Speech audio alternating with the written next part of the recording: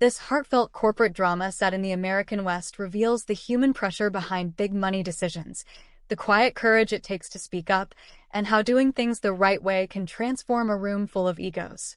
Watch until the surprising, uplifting ending that proves integrity isn't weakness. It's the foundation of trust that lasts. If you love real-life workplace stories, ethical leadership, and lessons you can actually use in your own career, this one hits home. I sat in my sunlit corner office at Summit Title and Escrow in downtown Denver, the Rocky Mountains sharp against the blue Colorado sky. My name is Rachel Thompson. 12 years as Senior Escrow Compliance Officer had taught me one truth. The money in that account wasn't just numbers. It was someone's retirement, someone's dream development, someone's family future. The $18 million deal for prime land west of the city was minutes from closing. Victoria Kane, our COO, ran the Zoom call like a freight train. We're all aligned, people. Let's get signatures and wire before 5. Her smile was bright, her patience thin. But Exhibit D4 sat blank. No buyer-side environmental compliance certification. In Colorado real estate law, that document confirms the land meets EPA and state standards before any funds move. Clause 9.3b, the one I helped strengthen after a bad deal years ago, is crystal clear. Escrow funds stay locked until every party submits final verification. It's not red tape.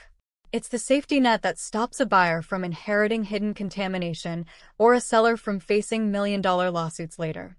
Victoria waved it off. Legal already signed. Rachel, you're good to release, right?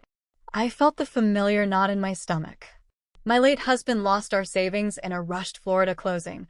I raised our daughter alone because someone just wanted to close. I wasn't repeating that story. I stayed calm. Pending buyer compliance per 9.3b. Funds remain in escrow until the certification is filed. Silence. Then Tyler Brooks, the buyer's young counsel, typed frantically in the chat. I'd quietly messaged him earlier. Double-check D4 and clause 9.3b. He found the gap too. Victoria laughed, tight and sharp. This is administrative. We'll clean it post-close like always. The escrow agent cleared his throat on screen. Actually, protocol lock is now active.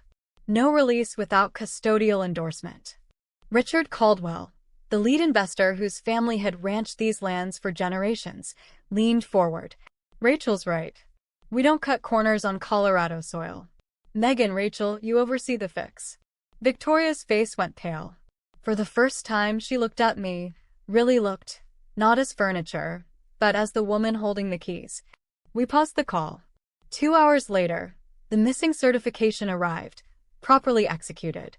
The environmental review revealed a small remediation note that would have cost the buyer 6 figures down the road. We fixed it before closing. Victoria caught me in the hallway after. Her designer heels clicked slower than usual. I pushed too hard, she said quietly. I saw the deadline, not the people. Thank you for stopping me. I nodded. We all want the win. But the real win is when everyone walks away whole. The deal closed clean 3 days later. Richard insisted I lead the new compliance training program. Victoria now starts every big call by asking, Rachel, anything on protocol? I still sit at the same desk with the mountain view. The money moved. Families will build homes. And I sleep better knowing the quiet guardians, the ones who read every line, are the reason trust still exists in business. Because in the end, the strongest deals aren't the fastest. They're the ones built on respect for every single signature and every single person behind it.